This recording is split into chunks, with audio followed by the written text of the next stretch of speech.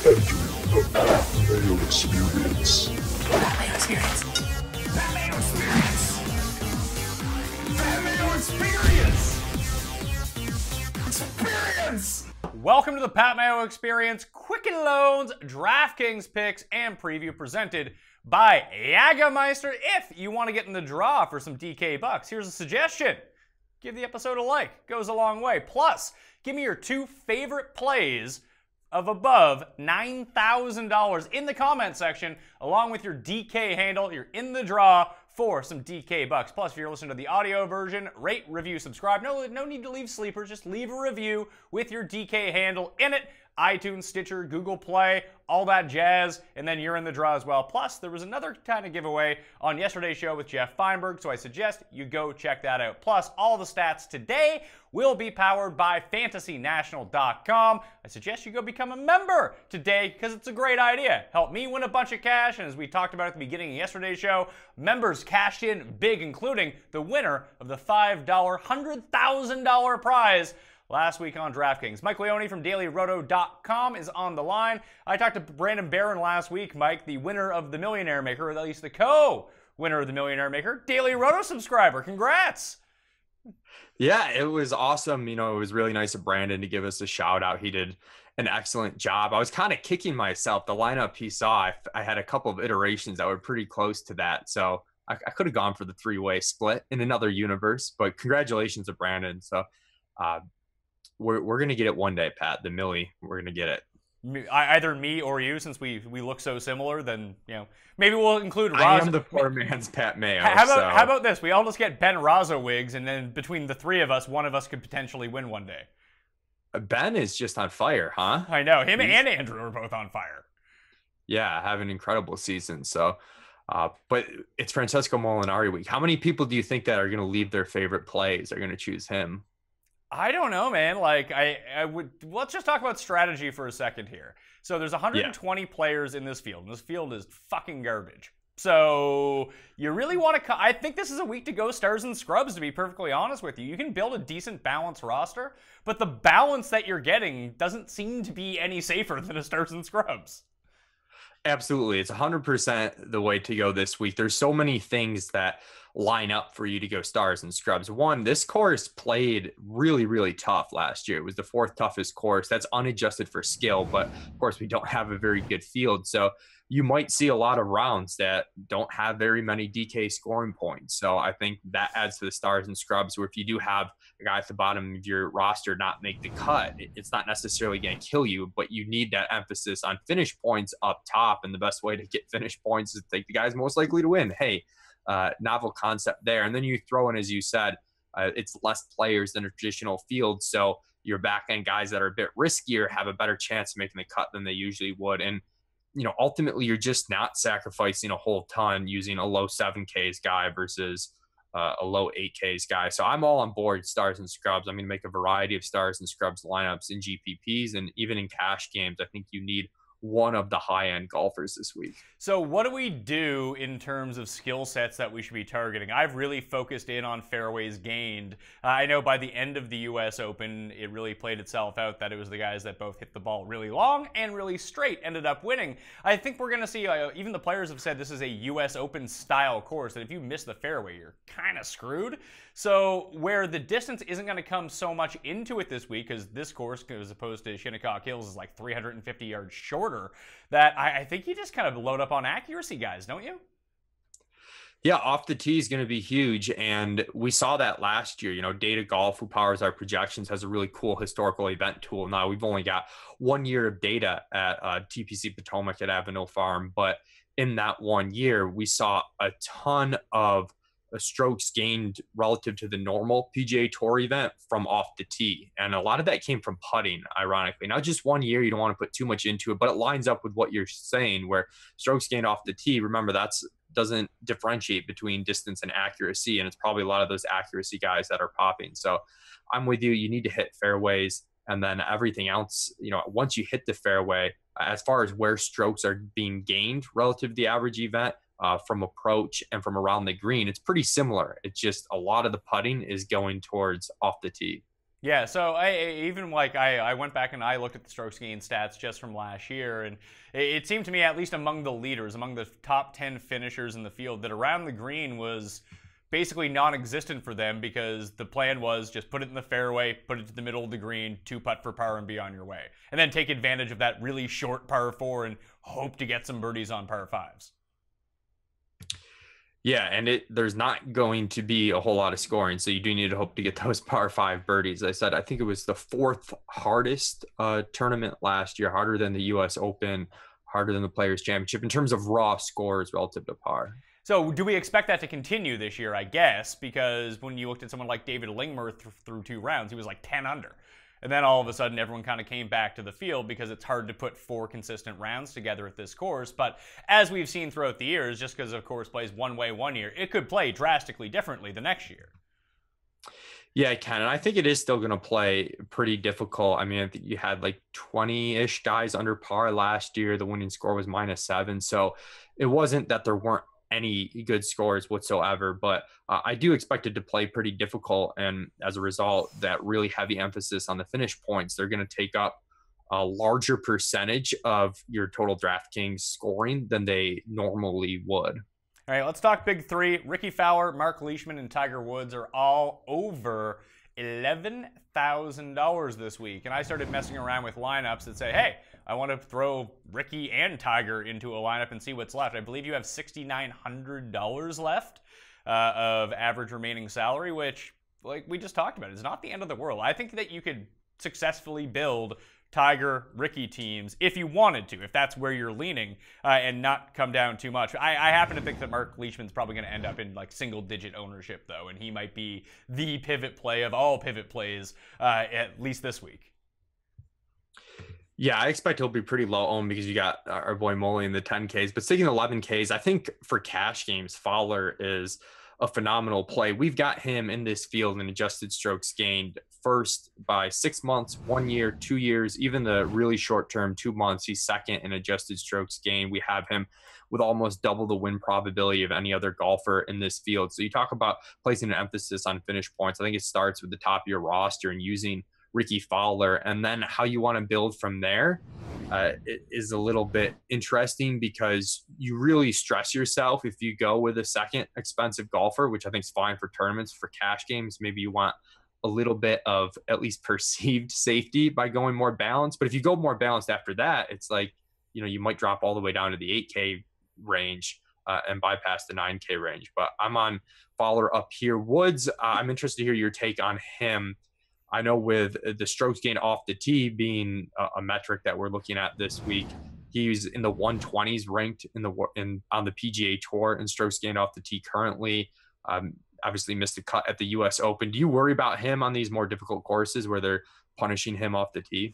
Not especially, because he's going to have the ability to club down a lot. And we've seen him at shorter courses this season actually do pretty well off the tee, whether it was Valspar, whether it was Honda. Let's see here. Honda, he gained. Valspar, he gained. The Players, he gained. I mean, those are the short courses that he's playing. When you put him on, you know, the Masters, the U.S. Open, Memorial, the API at Bay Hill, like these are the places where he's losing strokes off the tee because he's forced to hit driver on almost every single hole, sans the par threes. So I think this is a better situation for him off the tee. He can break out his 2-iron. He still has a ton of distance. It's not like, put it this way, if Billy Hurley III is hitting his driver off the tee, Tiger Woods is going to hit his 2-iron just as far, and that's going to increase his accuracy by quite a gigantic amount. So I just don't know how familiar he is with this course. We've seen the putting struggles, but tee to green, he's been really good. Yeah, and I think if you're taking that approach and you're in on him tee to green, he's going to be an excellent play. And I think in tournaments, really, you can mix and match with a couple of these guys up top and make those, you know, very stars and scrubsy lineup. And then down at the bottom, we'll talk about some guys there. Just it's a good week to multi-enter, I think, because I think strategically there's a macro build that makes sense. It's going to be hard to pinpoint the exact guys that are going to make it work. But if you build like each roster pretty stars and scrubs, and then you just mix and match those really cheap guys that are all very risky and just hope to find, you know, one that hits, I think it makes a lot of sense. The risk there is if you do that with a ton of lineups and then we get, a 10K-ish guy that we're not on, or a mid 9Ks guy win, then, you're going to lose. But hey, you can't cover all your bases or you'd just be paying rake.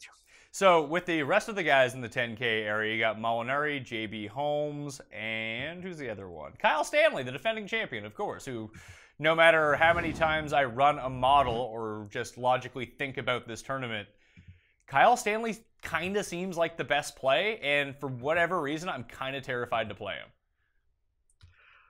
I'm worried. I just think he's overpriced here. I know he won last year, and in this field, he doesn't, he rates pretty well. He's probably, in terms of rankings of pricing, he's probably right around where he should be, maybe a little bit above, but there should be a bigger disparity, I think, between him and the 11K guys. And even, my guy Molinari at 10.6 is who I'm really on. Data Golf just released their top 100 rankings. Where do you think he ranks there in the Data Golf rankings? Just pure top, not for this field, just top 100 overall. Top 100 overall. Do you have the rankings in front of you?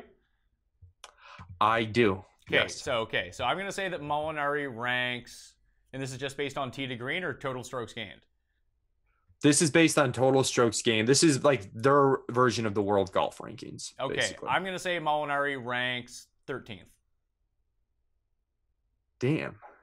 He ranks 13th. Boom. Where does Luke List rank? Would be my question. Where does... I'll get it for you real quick. Luke List ranks 45th. Okay, where does... Which is 12 spots higher than the World Golf Rankings. Okay, where does Kyle Stanley rank? Stanley, 42nd. 42nd? Who's another, stat guy that always pops? Where does Paul Casey rank? First? Oh, they love Paul Casey. He's 4th. Okay. So, I mean, you can kind of see the trend that's building here. A lot of emphasis being placed on tee to green, which I think is smart. But putting is not involved in this whatsoever.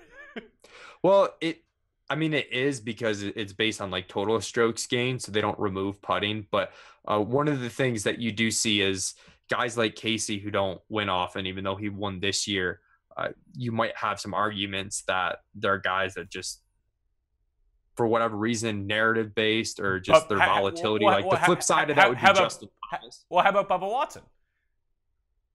Oh, I know we do not like Bubba.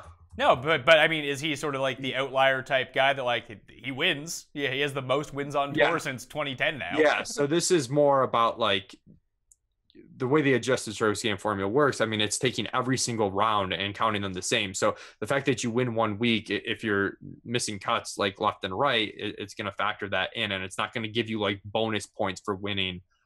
It gives you bonus points if you're just crushing the field consistently. And we have Bubba ranked, way worse than the World Golf Rankings do. But anyways, so Molinari's 13th there, pretty big gap between him and Stanley. He's 6th in strokes gained off the tee this season. And as you said, it's an accuracy course, not as much distance needed as at the US Open. I think that fits Molinari perfectly. And there's a little bit less strain on a Fowler Moley build than a Tiger Fowler build. And you could also do some Tiger Moley builds too.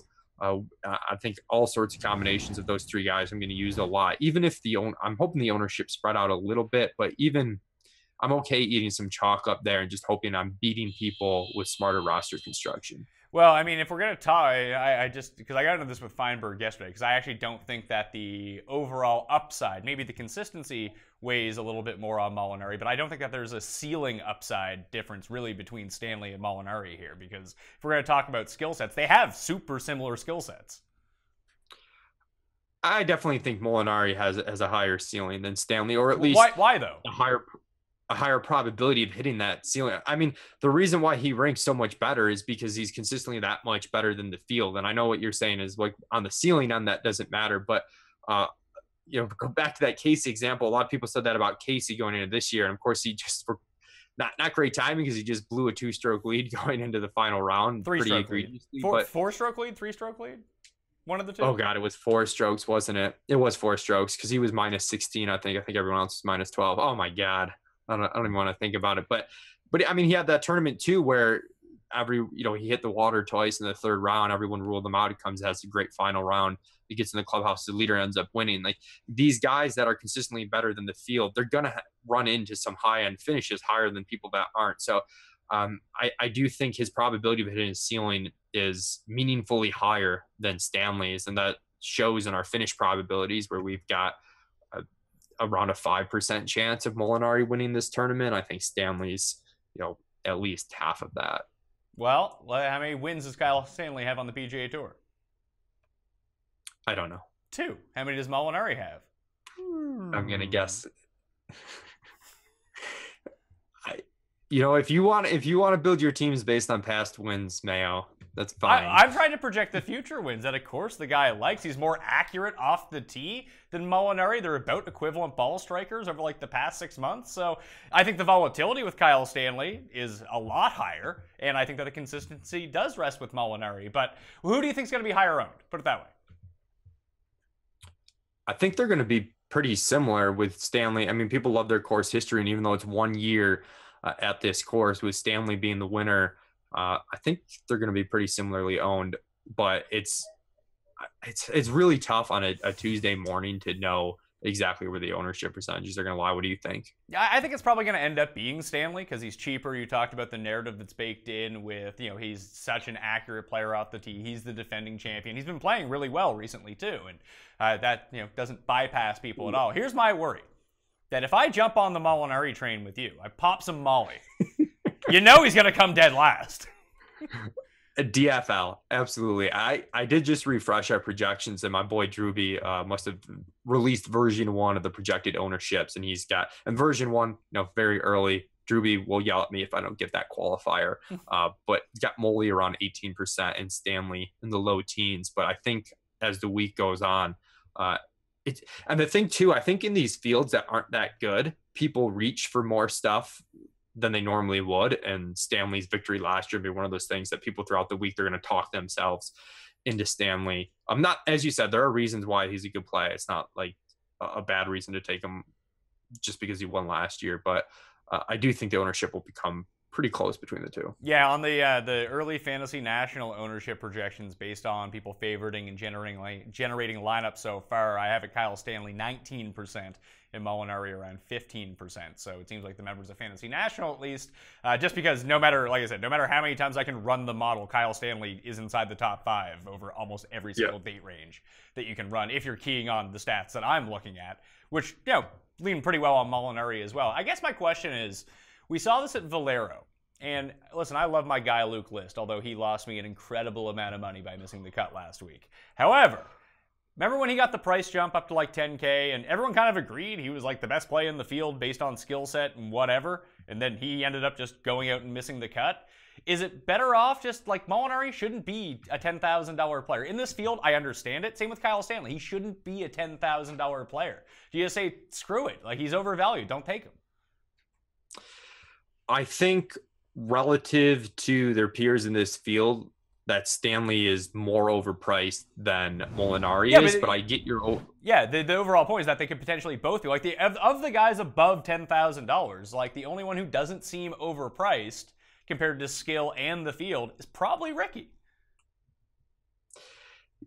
Right, but even the mid-tier guys are overpriced. So if you're not using some of these guys here, how are you filling out your roster? I still think that emphasis on finish points makes sense. And if you're going to maximize your potential at finish points, I think you're going to need to build some rosters where you're taking 2 10K plus guys this week. And for me, it's a focus on those 11K guys, and Molinari is my main focus, and cutting out Stanley, even though Stanley does allow you a little bit more breathing room. What about JB then? Coming off the good week, been dominating par 4s, generally shorter par 4s, and there are 6 that are more than 450 yards this week. He's better from the 400 to 450 range, at least short-term and long-term, based on his skill set. This is an accuracy course, so JB can get a bit wild off the tee, as we saw coming down the stretch last week at the Travelers. JB, great performance in Hartford, ended up T2, and now no one wants a part of him anymore. It seems kind of strange. Yeah, and I mean, you talk about, we're talking about consistency. JB Holmes, at least to me, is on the volatile side of things. The way I view him as someone that can eject at any point in time, but as we saw last week, he can certainly go off. And this is the type of course where there's not going to be a whole ton of DK scoring points, but Holmes, if he makes the cut, might be able to separate people separate from the field just because of his ability to do that.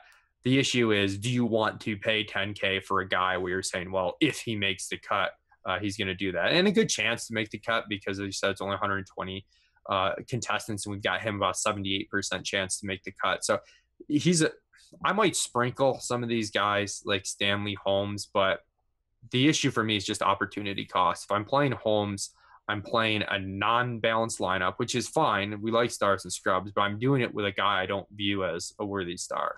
Okay, so if we were to isolate one pivot play from this region, would it be Mark Leishman to pivot off of Fowler or Woods, or would it be JB Holmes to pivot off Molinari or Kyle Stanley?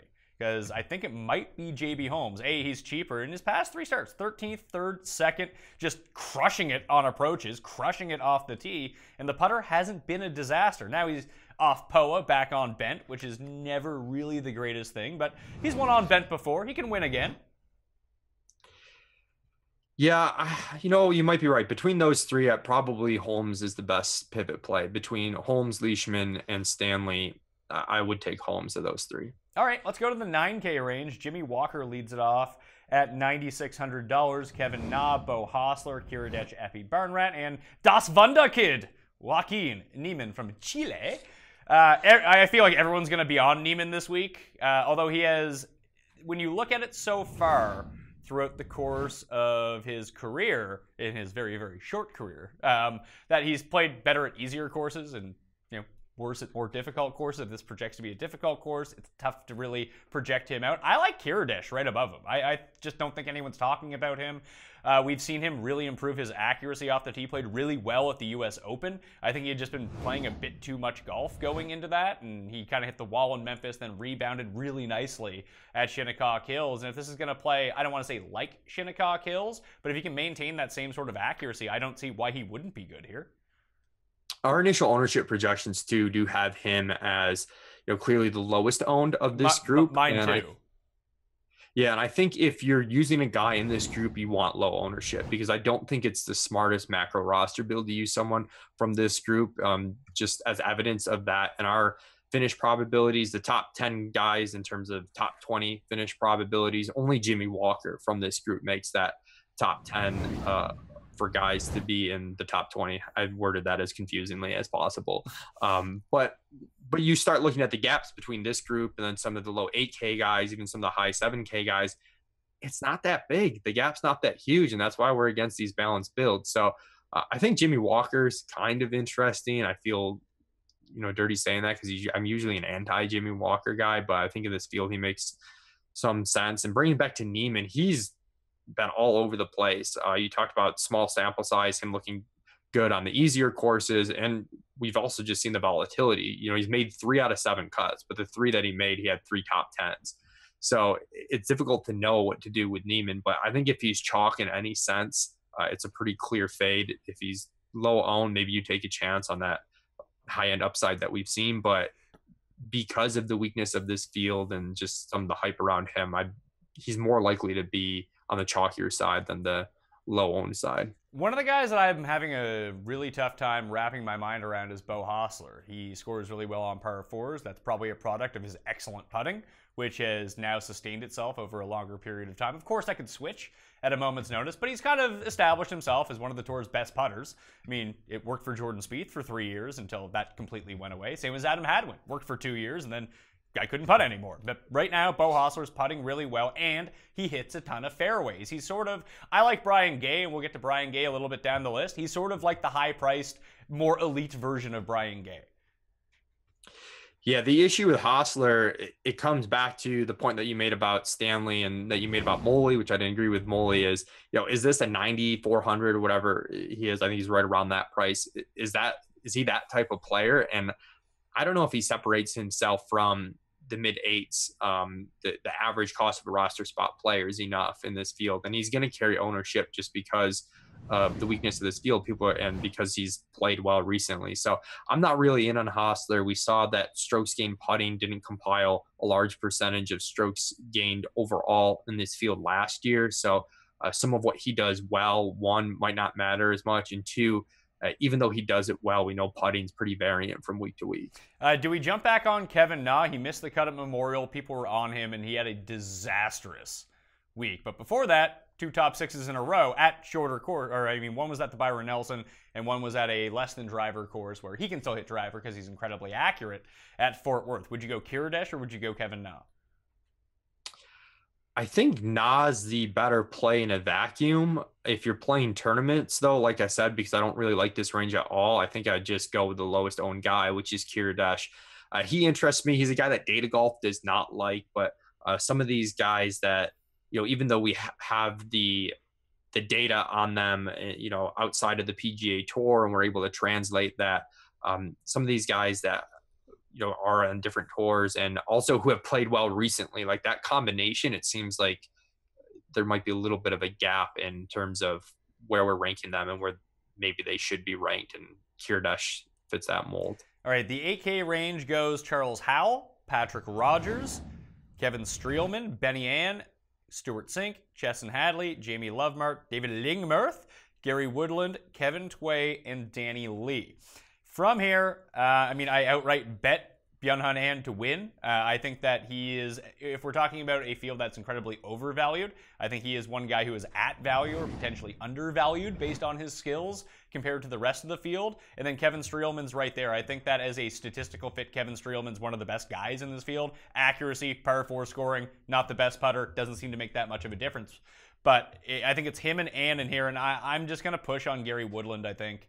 I think he's undervalued. It's tough because, we just talked about JB being, a volatile player. There's a lot of volatile guys here, but if we're going to shoot for upside, Gary Woodland plays pretty well at these par 70 courses. It seems like his game's come back around from that string of miscuts that he had in the middle of the season. If the accuracy is back off the tee, what he can club down, and the irons are firing, why not?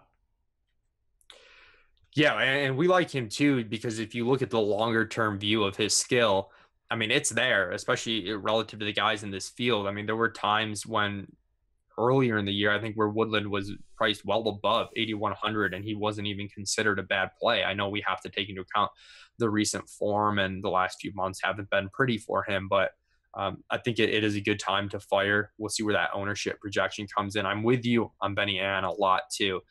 He's long been one of this group of guys that, for whatever reason, I just seem to randomly like. Another one of those guys in that field's Lahiri, but probably not going to play him after not playing him last week. But with Benny Ann, he's 10th in strokes gained off the tee. I think that's going to be really important this week. And just from his overall skill set, we're talking about a lot of guys that are priced $1,000 to $1,500 more than they should be. But Benny Ann, he's a high sevens, mid-high sevens player in a normal field. So I don't think you're stretching him from what he, is in a regular field all that much. Yeah, I'm with you. And just, we've seen him not so much on the PGA Tour win events. So he's like a Molinari light, I guess, although I think he has more European wins than Molinari does as well, which is kind of funny. But he's such a good ball striker, and it seems like he's one of the few guys in this field that hits his driver fairly accurately. So if you get him to club down even to a 3-wood, almost like Gary Woodland a little bit, he can maintain his elite ball striking. Over the past 24 rounds, he's second tee to green. And not a whole lot of that is coming from around the green. Let me tell you, I've watched Benny Ann chip before. This is the same guy that wouldn't give me a hug in Phoenix when he was winning the tournament. Refused the hug, lost the tournament. Wow. I think this is a place where he could get back on it, though. I think he's going to challenge to win this week. So I have to have him. Yeah, you got to play him. And what's interesting is, what type of builds do you use with Benny Ann? Are you going Fowler, Ann, and then you can have your pick of 7K guys instead of being forced in that sub 6K guy? Or are you going Fowler, Ann, and then another guy in that 8 to 9K range? And that's kind of the interesting thing, because I really don't want to use two guys in the 8 to 9K range, but Ann's price is in this limbo where you can get a top tier guy with him very easily, but then what you go from there, you can go a few different ways. Yeah, you could pair him with Appy Barnrat, put him in. Like I said, I like Kevin Streelman a lot. I think that you can make a Ricky Streelman on lineup work potentially if you like enough guys at the bottom or you're willing to take that risk. And then there's Patrick Rogers, who I don't think anyone's going to own, and he's been playing super well. Yeah, I don't think he's going to be owned, but I don't think I'm going to own him. I know he's been playing well, but I just think the long-term skill, like this is someone that Well, should be. well, how long-term of skill are we looking at here? Are we looking back to when he was like the best player in the NCAA? No, we're not looking back. We're looking back at his PGA Tour stuff and what we have him in this field. His 2-year strokes gained ranked in this field. That's not that very strong. It's 46. So that's not very good. His 6-month strokes gained rank in this field, he's been playing better lately, but it's still 28. So it's not like he's lighting the world on the fire. And that's 28th in this field, not 28th overall. So I'm just not in on him when you've got guys like Love Marked and for cheaper. Jason Hadley. I like Hadley. I know he disappointed last week with a missed cut. He disappointed a lot of people. But his performance at the U.S. Open, where he missed a cut, really wasn't that bad relative to the field. I think he was plus 11 overall, so he didn't miss the cut by much. And a loaded field on a really difficult course, and that's going to make it look worse than it actually is for people that are just clicking the game log and watching. So I'm in on Hadley. I'm in on Love Mark. He's made 9 of his last 10 cuts. T41 and better in all of those, T30 or better in 7 of those 9 cuts that he made. So I think these guys for cheaper are much more compelling plays. The main point that you have with Rodgers is just that other people aren't going to own him, but I don't think that in and of itself is enough. Or like I'm buying that with Oppie Barnrat because I see a bit more paths to him earning his salary than I do Rodgers. What do you do with like Charles Howell III, who lost in the playoff here last year, David Lingmerth, who was the first round leader last season? He's won an event at this course before on the web.com tour. That was like 5 years ago, 2012, 6 years ago. And his form is starting to come around a little bit. And at his best, David Lingmerth's a guy who hits every fairway, scrambles pretty well, and scores on par 4s. I don't have a good feel for him. I don't even have a good feel for like what his ownership is going to be like this week, solely because are people just going to look at it and be like, oh, I know David Lingmerth. He's won this tournament before. Wasn't at this course, but I mean, people don't know that. And then he's actually won at this course before on a different tour against a far lesser field. And if they go back and look at it last year, he had a good performance as well. And the recent form is coming around. There's a lot of narratives building towards David Lingmerth here. I just don't know how it's going to translate into ownership, and I just don't have a good feel for it. Yeah, and our initial ownership projections have him around 14 to 15%, which I think if it's there, then you're probably passing on him. And Charles Howell in this upper 8,000s range could get overlooked just because. I don't think so. Charles Howell never gets overlooked, man. It never happens. People love the cut maker, man. But I do see some routes to, again, I think you want to build more stars and scrubs, but one of the like hybrid balance builds that I like if you started, Molinari and Howell, that's one of the more balanced builds that I don't mind. That type of start if you're trying to play it, quote unquote safer in cash games, but you definitely don't want to get caught up feeling like you're not going to love your roster no matter what you do this week. Your roster is not going to be safe. So you definitely don't want to trick yourself into thinking that, oh, I should build this way because it's, safer and has a higher floor. I think a lot of times you end up making mistakes trying to do that versus just trying the optimal strategy. But if you did want to feel a little bit safer, I don't mind that start. Yeah, see, I like Streelman more than I like Howell, so I'll end up with far more shares of Streelman than Howell because I'll have probably 0 of Howell. Watch it burn me. Lee or Twede down at the bottom of the 8s? Give me Tway of those two. All right, $7,000 area. We got, what do we got here? Oh, Andrew Putnam. I've seen the mistake already that many people are telling me that he won the web.com event here in 2013 when it was not him. It was his brother, Michael Putnam, who won that event. Now they're somehow translating course history onto him because of it. Doesn't mean I don't like him. I actually do kind of like Andrew Putnam here. He's just been playing really, really well. Billy Hose right there as well at 79. Haas, Lahiri, Laird, 78. Mitchell, Poston, C. Woo! Ryan Blum, Matt Jones at $7,600. I like Horschel. I like C. Woo because it's me. And I like Andrew Putnam. Those are the 3 that I like from there.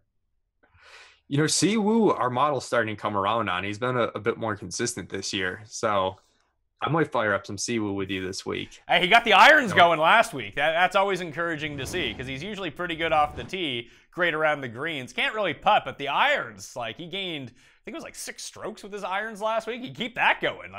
We're in good shape all of a sudden. Yeah, well, as the ownership projections evolve throughout the week, it'll make this range easier. But initially, you talked about a lot of people on Putnam. We have him projected as by far the highest owned of this group, which for me makes it a pretty clearly easy fade, because then after that, everyone else are projecting basically in the single digits. So you don't have to worry too much about ownership if that's going to be the case. You can just mix and match your favorite plays and not get caught up on overly game theory. And that's another reason why that stars and scrubs roster might work, even though a lot of people might go stars and scrubs. If all the guys that make it work are going to be somewhat low owned and the ownership's can be very spread out, you can still find your way into unique lineups. A couple of the guys I like in the high sevens are typically really boring guys that I don't like to roster, but in this event where we're not anticipating a whole ton of scoring points, I think guys like Marty Laird, Bill Haas up there are completely fine. I think I would go with if I was going to take a flyer on one of these guys, Ryan Blum is someone who just rates out really well in fairways gained and has a bit of momentum on his side right now. So if I was going, I don't know if I'm going to pull the trigger on Ryan Blum. Probably not. But he would be the next guy on my build from this range, depending on how many lineups I play. But Billy Horschel's a really interesting case. He tends to play well in really tough conditions, like average to tough conditions, much better than like Birdie Fest for Billy Horschel. And again, he's another guy that just hits a ton of fairways. He doesn't get himself in a whole lot of trouble. And where he usually is just like -1 after 36 holes anyway, he'll make the cut this week doing that.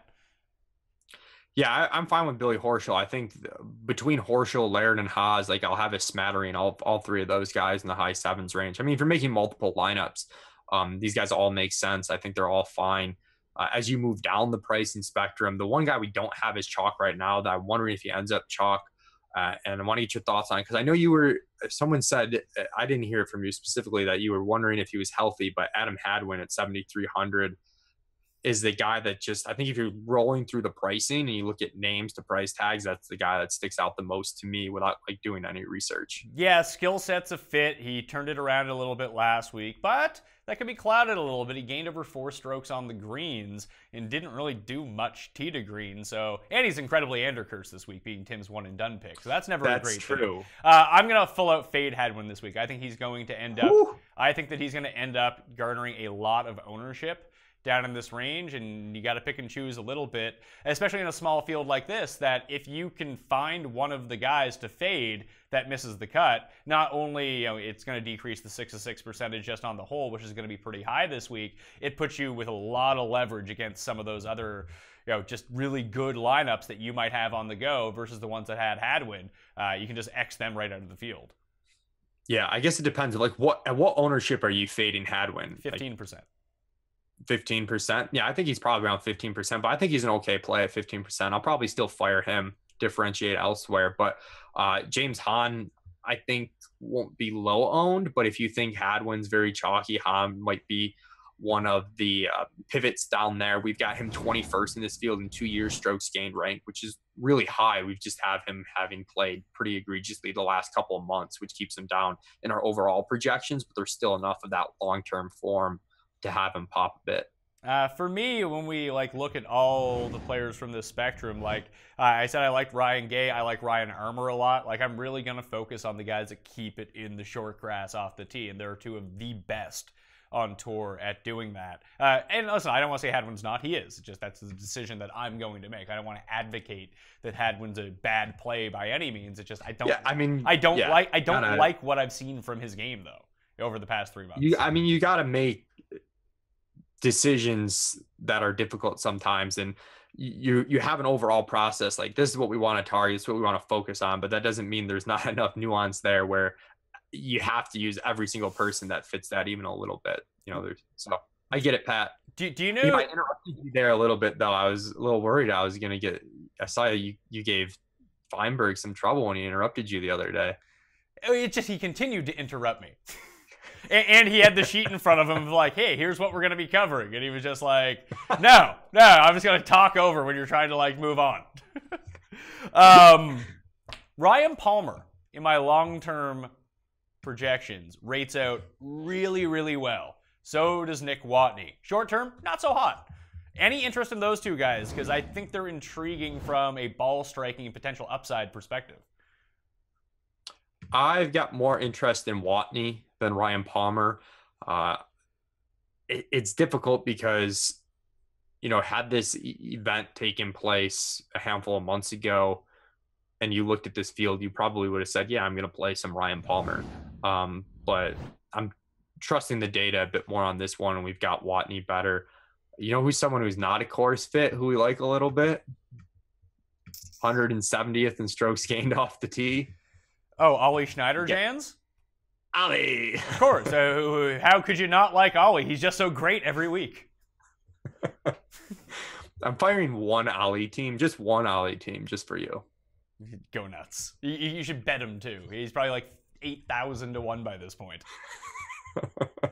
I will say, this is a course where these lower scoring, like tougher condition courses are probably where Ollie has a chance, more so than Birdie Fests. Yeah, just get lucky one week, basically. The Ollie strategy. Well, I want to check out, I just looked into Nick Watney a little bit. The guy doesn't hit fairways, so that's going to be pretty tough for him. And Ryan Palmer's like a mixed bag when it comes to hitting fairways. Some weeks he's hitting them all, other weeks he's just hitting none, it seems. He's very volatile. So like I get in this week where the skill sets of these guys aren't that great if you want to just take someone who's volatile and have the high end upside. Like I kind of get it.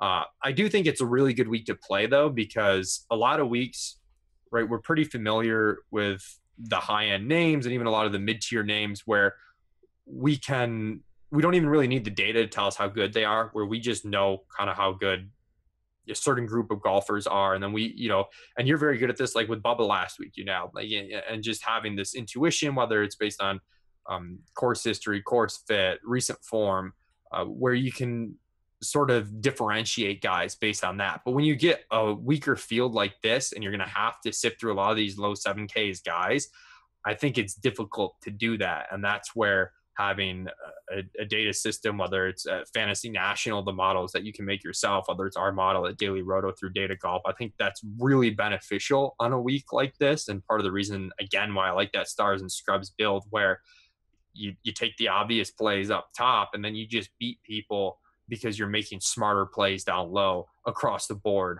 So I think it's a smart MME week to do that. Do you remember CT Pan week from last week? Yeah, that was funny. Drewby's had some fun the last couple weeks with just some players that have been egregiously bad chalk. It was Pan last week, and I think it was Dahmen the week before. Week yeah, before that. Yeah. I actually think that CT Pan's a pretty good play this week, and I don't think anyone's gonna want to use him anymore. It's a much better play this week than it was last week. I mean, both relative to the field and relative to projected ownership. I mean, that was kind of wild. And I think the point Drewby made last week is sometimes guys that pop as decent bets, based on the betting lines, that carries over to DFS when it really shouldn't. Yeah. But I mean, even from a skill, and I talked about this a little bit on last week's show. I mean, I got, some things right last week, other things wrong. Bubba, good call. JB Holmes, good call. CT Pan, not playing him, good call on that one. But it's a statistical fit. Like, I don't want CT Pan at a birdie fest. He just doesn't do that much scoring. And especially at a course last week with 8 of the par 4s being incredibly short, he's better, despite not being a long hitter, he's better at these longer par 4s. Like between 450 and 500 yards, he's in the top 15% of this field over the past 24 rounds. Stretch that out long term, he's inside the top 20% of this field from that range. So there's something with him, and he hits every fairway, where there is a big emphasis on that this week, as opposed to last week. Like, generally speaking, when you think of a Pete Dye course, you think, oh, shorter hitters, strategy players, meticulous hitters. The Travelers isn't really like that. Bombers do really well at the Travelers Championship, as opposed to the rest of the Pete Dye courses. I think this is a much better fit for CT Pan. Yeah, and I think at $7,300, he's someone to mix in. I mean, not someone that I'd suggest using in cash games, but I think, I'm with you. I think it's a fine tournament play, especially with everyone hopping off last week. Take a couple of the guys that disappointed people last week, Hadley, Pan. Go back to him this week when it's a weaker field and lower ownership. The other guys I like down here, local guy, Denny McCarthy. Watch out for Big Den. Big Den coming at you. He's, I have like 2 teams with him. He's $7,200. I like Sam Ryder. I like Johnny. Corey Connors, just ball striking wise, has been really, really good. And Johnson Wagner, Ted Potter Jr., JJ Spawn, guys like this. I actually really do like Spawn, but you know, he's like the homeless man's Luke List to me. Like I can't help myself. I see JJ Spawn in the field, click, click, click, click, click, and then oh, he lost 9 strokes putting. Fantastic. But he's only $7,000. Like if we're talking about if we're talking about playing these stars and scrubs rosters, you're gonna need a bulk of names from down here to mix and match with, I think. Yeah, I think Spawn's one of them. Ted Potter Jr., I never thought I'd say this, but he's 27th strokes gain over the last couple months. Yeah, he's actually been quite good. Yeah, I know he had that one like outlandish victory, but he's been a lot better recently in terms of consistency, and I think he's good down here. It's the big thing is avoiding what we view as like the really bad plays, like your Kelly Crass, Fabian Gomez's, just not messing around with the really bad plays. And I know that seems like obvious advice, but sometimes if you're MMEing DFS golf on DraftKings, the biggest edge is just not having the bad plays in your lineup and then hoping you're running into the right combo from there. Are you buying into the all Asian build? Like put on some Wee Kim, put on some Sung Kang, and just be on your way? Oh man, Drew tilts Sung Kang every week because we have this internal season-long league in which he's gonna lose a lot of money because we bet on earnings, like a certain amount of money per earnings gap, and his team is so bad. And his last pick was Sung Kang instead of Alex Noren, just because he didn't think Noren would play enough events. So every week, just a major tilt fest from Drew, and I enjoy it, even though my team sucks too. Did you know that Alex Chekia, the guy who hits all the fairways in the world, gained 11.7 strokes putting at the Travelers last week and came 33rd? He gained 11 strokes putting and came in 33rd? Yeah. That seems impossible. We bet him. Now I'm furious because we bet him to T20 last week. He lost 7 strokes tee to green. Wow. That has to be one of the biggest disparities I think I've ever seen. I guess I don't. That's the anti-Jordan Spieth right there when you look at the stats. So an 18 strokes gain disparity between tee to green and putting. Yeah. Mark that one down for the record books. Let's see if anyone can beat that this week. We should prop bet that. Do you have anyone else in the 7K range you want to mention? I'll just throw out Troy Merritt because I'm a sucker for Troy Merritt. Sam Saunders maybe a little bit, but not really anyone else. I think we covered all the guys that I think are playable. What about Sabatini in a rebound week? Because I really liked Sabatini last week. He had made so many cuts in a row, and he had a bad. Sometimes guys have bad weeks, especially when you're not super elite players and you're Rory Sabatini. Maybe you're not going to have a great week, but I'm kind of like we talked about like Watney and Palmer and those guys, and I'm gonna fade Hadwin. That I might just go back to Rory Sabatini, and I'll need far fewer shares this week than I did last week because he was somewhat chalky last week. People did like him a lot. That I still think that his skill set can play really well here. Yeah, and where we have him, he ranks a bit better in our finish probabilities model than our fantasy model. That's good. And we have him with a more volatile distribution of outcomes than a lot of the other guys with around a 70% chance to make the cut. We've got him with slightly higher win probabilities, top 5 probabilities. So in this range, I mean, I hate to say a bunch of guys are fine, but we've got him right there with CT Pan and the finish probabilities model with a slightly more upside, slightly more downside. So I think he's within the range of playable guys, but I don't have a strong feel on him one way or the other. Yeah, I think I'm going to chuck him back into lineups and remove. I don't know if I want to remove completely Johnson Wagner and Corey Connors and guys like that. I am going to play Richie Warinsky just because I like Richie. I know Tim Frank and I don't like Wagner. I mean, I'd put in Sabatini over Wagner, of course. I always like Wagner at these courses with longer par fours. He's a pretty decent ball striker, keeps it in the fairway, and he's better at some of these. He's better at hitting greens in regulation at least with some of these longer irons. And if you can get the putter a little bit hot one of these days, I think you can sneak him through the cut. After that, I don't know what you're gonna do with Johnson Wagner. Maybe I'll just bet him as first round leader and just move on my way.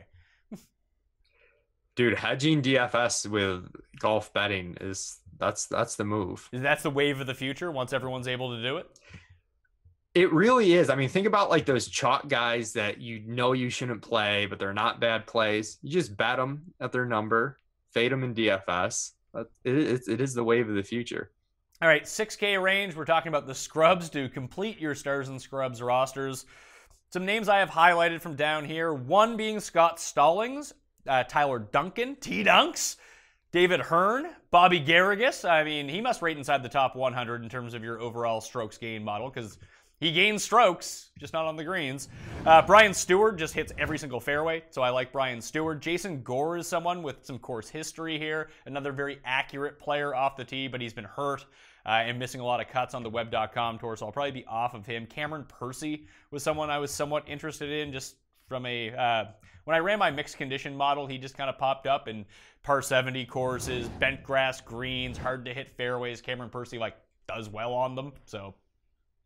I guess Stewart's the guy that I like the most down here.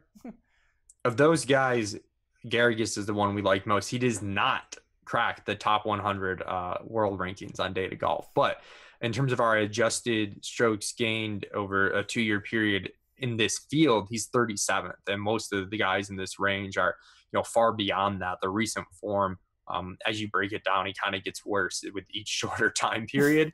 So he's priced appropriately, but I do like in this field taking a shot at a guy where we've seen the longer term skill set there versus some of these other guys that are more like blind stabs. So I like Garrigus the most of the guys you mentioned. Do you have any other flyers from down here that you would go with, or do you think that the majority of your stars and scrubs lineup will be that low $7,000 area instead of dipping this low?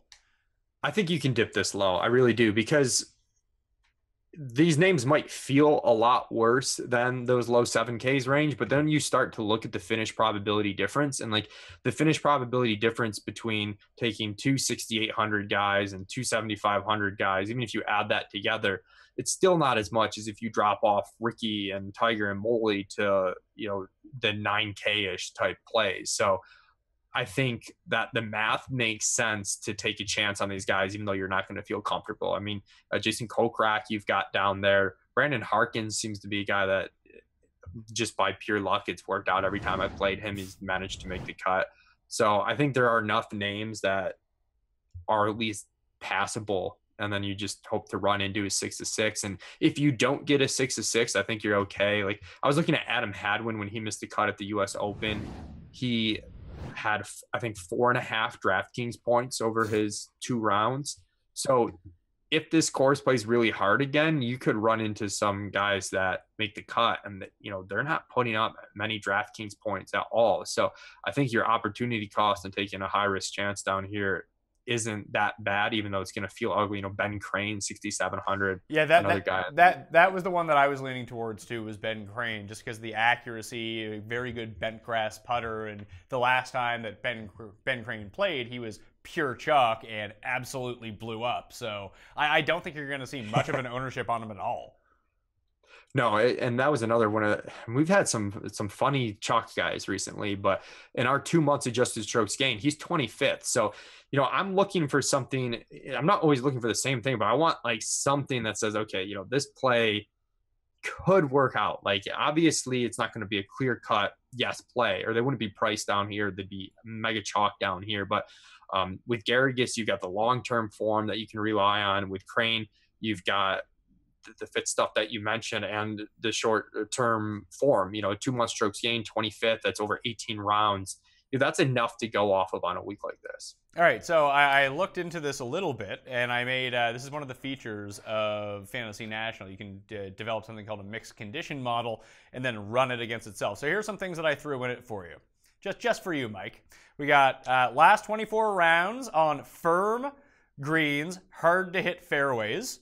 Firm greens, hard courses, hard to hit fairways, greens and regulations gained. Weighted that. Last 36 rounds on tough fairways. Last 10 rounds tee to green overall, so that would be the recent form weighting in it. Last 36 rounds tee to green on par 70s. Last 24 rounds on under 7,200 yards with hard fairways. Last 36 rounds of bent grass putting. Last 36 rounds of par 70 firm greens, hard to hit fairways, and then just and that was strokes gained ball striking, and then strokes gained approach, last 24 on firm greens. Do you know who the best player is on that? Probably Francesco Molinari. It is Kyle Stanley. Molinari is not my. You and Kyle Stanley. I feel like you've just created these. Pick as many pro random... Kyle Stanley, but those actually do sound like Molinari stats too, don't they? Yeah, I mean, I thought that was what you were leading me to. I really did. No, I was goosed. I was setting you up. But the top 10 in rankings with the different weightings that I've applied on those sort of things. And that's one of the fun things about Fantasy National. You can go in and just set it to whatever you want. Those are sort of the course conditions that we saw last year. So if it's not the same, then this is going to be absolutely foolish. But here's what we got. We got Stanley, Streelman on, Charles Howell III, Fowler, Armour, Neiman, Hahn, Francesco Molinari, Stuart Sink, Gary Woodland, Tyler Duncan, Sam Ryder, Danny Lee, and then Kevin Na. So, I mean, those are kind of the guys that we're talking about here, aren't we? Yeah, I mean, that's a good mix of the guys that I've liked and you've liked. So, yeah. And in the fairways gained metric there, based on this style of course with hard to hit fairways, fairways gained is Brian Stewart, Ryan Armour, Kyle Stanley, Streelman, Hadwin, Hearn, Canadians. They love the fairway. Not me, but Canadians that are good at golf. Ted Potter, Molinari, Ben Silverman, another Canadian, Ben Crane, Czechia, Hahn, Chad Campbell, Tyler Duncan, Johnson Wagner, and Zach Blair. I might have to play Tyler Duncan. Yeah, he keeps popping up everywhere. Yeah, and Czechia, Hahn popping into both of those models that you mentioned is nice. It's good to get some affirmation on these guys that we're looking more at like the longer term skill, but then having that extra nuance of the fit, that definitely gives you some more confidence. And I do want to tell you, I broke 100 for the first time on like a normal course this past weekend. Seriously? I did it. Congratulations. Like, you only started playing golf like 2 years ago. Yeah, like 3 years ago I started playing, so I was pretty pumped. So you no longer like, because I played with a guy for whatever reason, like I started playing golf when my dad like forced me to play golf. He's like, you're going to want to know how to do this when you're an adult. So he put a club in my hand at like 7 and just brought me out. I'm not good by any means, but I'm anywhere between 85 and 100 based on how I'm hitting it that day. Like when I played with Cust, when I was home, it was the only time that I played all year. I think I was like 53 on the front, like 39 on the back. Like, I can get it really hot and I can get it really cold. It all depends on how I hit my driver. When I eject bad though. I mean, this was just one, but it is amazing how much better you can shoot if you don't take penalties and don't have an egregious short game. Like just those two things, you can kind of get around and not be completely horrible. Yeah, and short game, if you're just like a casual guy that's not going to show up to the course like, to go to the range twice a week, or when you show up to the course like you're taking shots out of the bunker. Like, I'm not doing that. Like, come on now. I'm just showing up like 20 minutes before my tee time, pounding a beer, smoking a few cigs, and taking like 3 putts on the putting green. Like, let's go do this. Game on. We got to play sometime. We do. We also have to have that run the race that we were going to have. Oh no. I got some work. I got some work to do on that. Maybe I'll give you some time to catch up because I got into it with one of my friends like last weekend. I was really hammered, and they were just like, running a marathon seems really strange. And I was a few deep, and I was just like, you know what? I bet you I could run a marathon tomorrow. Thankfully, they didn't. So I actually tried to put this to the test to see like, could I run a marathon tomorrow at a moment's notice? So I decided. Have you seen that episode of How I Met Your Mother? I mean, yeah, and Bernie did it, no problem. Yeah, his legs didn't work and he got stuck on the subway. Okay, so that's the thing. So I decided, like, this was 2 weekends ago. So last weekend I was like, let me put this to the test. So I ran 15 miles on Saturday and 15 miles on Sunday. And I felt great. No problem doing it. And then Monday, like yesterday, couldn't walk. Wait, so just with no training, you just went out and ran 15 miles back-to-back days? Well, I usually run like 5 miles a day anyway. Oh, okay. That makes more sense. I thought I was like jaw dropped to the floor if you went from no running to running 15 miles and back. I do a lot of running throughout the course of the week. Maybe when you're going to be on video, you got to stay slim. But it's a different type of running. Like when you're only going like 4 or 5 miles. Like I usually just do it on a treadmill and just juice it up as fast as I can go. Basically, how fast can I run 4 miles? When you're doing 15, you gotta pace yourself a little bit. You're gonna crush me in this. We should set up this race so you have a chance to win your Keegan Bucks back. Maybe.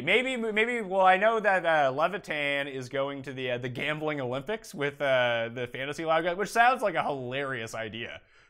And I'm excited to track it as it goes. Maybe there'll be video of it. I don't know. But maybe our prop bet can be like, we have to run 10K, but like I have to smoke 5 cigs while I'm running or something like that. Which makes it a lot harder to do, by the way. I'm not doing a prop bet that encourages you to smoke more. We'll figure something else Listen, out. I was going to smoke the 5 cigs either way. All right. Good, you're removing all guilt from me, so we can do it. And I just need to win my Molinari. I see. I didn't get suckered into a Molinari bet this week. I almost put up Kyle Stanley versus Molinari. This show's still on. We can still do it. I'm poor, Mike. I'm not you. I don't just come second in the Millionaire Maker. Oh yeah, I'm just gonna win all my bets, and I can't win a bet with anyone besides Cust on the show. That's weird. Yeah. Well, I mean, when you're betting against Cust, you're basically always win the bets. I missed. I thought. No, when I make bets with Cust, I win all the bets. When I make bets with anyone else, I lose them. Yeah, there's something ridiculous. Yeah. I wonder what like the proper juice on a bet with Cust is. It's probably like minus 180 to like even get remotely fair. He bet me even money. Like I think it was on like before I was doing this when I was at Fantasy Roto Experts. Before all that, I started this podcast. That's how I've had the feed for so long. But Cust was my first ever guest, and we made a $50 bet on that show. He bet me $50 over 10,000 career rushing yards for Sean Green. I'm just going to have to slide into some Cust DMs and make any Jets prop bet I possibly can. He's all in. 13 wins. So is he like serious? I just can't even tell. He is. That's the crazy part about it. It seems like to a lot of people, it seems like he's forcing it at this point. But he hasn't. The Oreos and the orange juice, Pat. I mean, this is a society we live in. Okay, Mike. When I put up a graphic and I put up like your little like name key, it says Mike Leone, dailyroto.com. It doesn't say Mike Leone, insane person. Like you don't just get the label insane person. You really have to earn it. That's fair. Doesn't that seem like something an insane person would do? It does. And to say unequivocally just with sheer force, 100%. that it's better it's something. That it is. What are you doing with you still doing the Bills podcast? Yeah, I am. Very sporadically, but I've got an episode coming out. Is it just sad? Like what's going on with this? So here's my problem with the Bills podcast is I'm trying to do like the analytics side of things and like objective viewpoints. One sec. Let me interject on that one. Sorry to cut you off, Mike, but you know who I bet you hates that? Bills fans. Yeah, exactly. That's what I'm getting at. So I have this really weird podcast and, DFS fantasy people don't want to listen to it because it's Bills centric. And then Bills fans don't want to listen to it because it's just me telling them that our team is dumb and sucks and isn't going to be good forever. And I think it's probably going to be just like a one-off season thing. Like I enjoy doing the episodes. I've had some really good episodes, some really good guests. I think some sharp material, but I might have to drop the Bills moniker because it just does not mesh. I don't know what my target market is right now. Yeah, I don't think it's hashtag Bills Mafia. I do hashtag them. I just get yelled at. Well, maybe you should run the analytics of people getting power bombed through tables at pre-games. We can do some like do like a sports science on it, like the launch, the launch angle, the impact of the force to actually break the tables. How durable are these tables when they're on fire? What if you're on fire and the table's not on fire? How likely are you to go through said table? I mean, these are all things. Like the last time I went to a Bills game, I ended up just drinking straight out of a bottle of Bailey's with some dude who was there. Like I felt like I could have went through a table head first and felt fine. When was this? It would have been years ago. Now I went with Cuss and I went with my other buddy Tim. It was right when I moved to Toronto. I can't go to games now because I'm doing shows on Sunday morning. What about the Monday night game? I do shows Monday, Tuesday, Wednesday, Thursday, Friday. Take Saturday off Sunday during football season. Yeah. Well, I'll come up to Toronto and play some golf. Yeah, I've actually never played golf up here. I always just, whenever I leave this, because I never leave downtown, there's no golf courses downtown. But maybe, I'm thinking about purchasing a car. I haven't had a car in 8 years. Since I moved to Toronto, I haven't had a car. Like, I lived in New York and I lived in Toronto. Why would I need a car in any of these places? But now I'm thinking, like, maybe I do want to play some golf on the weekends or something like that. I'll go out and, hit the suburbs and play some golf. There's some really beautiful courses around. Like, you just go, like, walk on to Glen Abbey. I can go scout out the Canadian Open. I've never played up there. I know whenever I do, like, the Golf Now app, a bunch of courses in Canada pop up, but I've never played up there. Put it this way, like, you know how, like, Minnesota has the most courses per capita of any state in the union? I did not know that. All of Canada is like that. We have so many golf courses, and they're all pretty nice. Just you can only play them 7 months a year. I mean, I feel you. This past year, I think it was only 6 months for us. Well, we get the longer end of it now. Like, you can play golf in November now, basically. Yeah, we can play in October. November's cutting it tight, but. So is it never that busy then because there's so many courses, or does it get pretty busy? It can get busy. Like, there's one in the city, like a public course that's like kind of crappy, but it's always packed because it's the only course like legit in the city. Man, when I first started playing, I was so nervous because I didn't know any of the etiquette and I was terrible. And I would just, my normal meltdown would be 10 times worse when there were people behind us and waiting on us. So you're better at that now? You can handle the pressure of it? I'm better at it now. I try and go to my local course like 6:30 in the morning. I can get around it really fast because no one's there. I can walk around in like under 3 hours. Walk around? Like, you play golf and like walk like with your bag? Yeah. I get this pass. Mike, you're playing golf, all right? It's an elite game. Take a fucking cart. You're not 14,000 steps by 9 a.m. Put it this way: if you're banking on golf for your exercise, I suggest exercising in a different way. Well, I'm banking on golf. I don't got enough time for regular exercise and golf, Pat. How do you crush beers when you're playing golf then? Well, I mean, that's when I just want to get around it by myself. I just want to go when I play. When I go with my friends, we always take a cart. Okay, see, I thought you meant like you had some sort of how some like Tim has a group of old people that he goes on mall walks with. I thought you had like a group of people like that was your daily exercise. You went and played golf in the morning. No, not like that. That's just like I want to play golf, and it's a time where nothing's going on. Especially now that my wife's off for the summer and can watch the baby, I can go out. Get up early, be home, not miss much of the day, get exercising, get around in, not spend any money because I've already paid for the town pass. If you don't get a cart, you just swipe the pass. All right. A nice little thing. All right, that isn't bad. Nice way to kick off your morning and then get back to what you got to do. But like, when you're playing by yourself, do you put the headphones in and play? I've started doing that. I used to not because I don't know, I'm a crazy person. Well, but I've started doing that. It feels weird, but it's nice. Like you put in the headphones, pump some music, play some golf. It's kind of nice. I just never really even considered it. And then I'm like, why am I not listening to music? Or I'm big into audiobooks. So that's my thing. But it's nice too. You can hit a couple balls too. You can play a couple balls, take some practice shots. Oh, yeah. It's a good way to, if you want to break 100 lofty goals, it's helped. Well, I mean, we've just broke down the PGA field and now we've revealed that we're both terrible at golf. So take what we say with a grain of salt, right? Absolutely. All right, Mike Leone. What's the name of that Bills podcast, by the way? Buffalo Stance, a Bills podcast. You can get on Audio Boom and on iTunes. Is that a Nina Cherry illusion? It is a song. Some Scott Pianowski suggested it on Twitter. Yeah. That it's got like this double meaning because it's a song, but it was also apparently it was like a rap song from the late '80s. It was on a compilation record called Rap Tracks 2. It's also the sister of the guy from Eagle Eye Cherry. Wow, you got it. Big on Buffalo. I'm big on Buffalo Stance.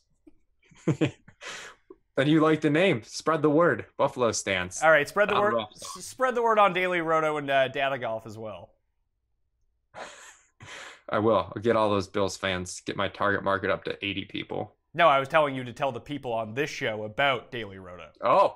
Oh, God. Look at me. Salesman of the year, right? Yeah, so head over to dailyroto.com. We've got great golf content. We've got the projections that I've mentioned powered by Data Golf.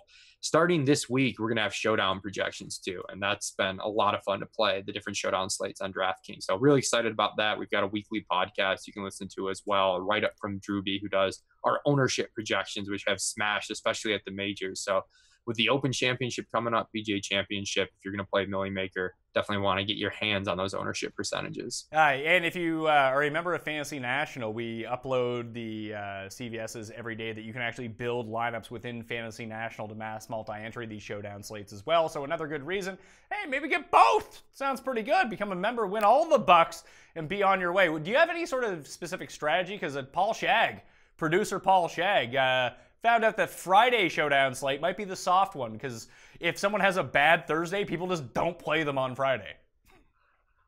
I think in general, they're softer because there's not as many projections out there to begin with. And there's a lot more bias where people, they're letting one round of data affect things. And you can absolutely just based off ownership percentages, you can make plus EV lineups by taking low owned guys that are good plays, but they had a bad round. And then the other thing too, if you know there's going to be a wave differential, we talk about weather and week long, but in showdown slates, sometimes people seem to forget about that aspect of it, and that can be beneficial. I've been playing the weekend slates a lot too, and that final round slate with the place points, people don't value those place points quite as much as you would think. Of course, I went all in on Paul Casey last week, and probably the worst possible play you could have made. Well, could you use a showdown slate to hedge against lineups that you had that were like at the top of tournaments?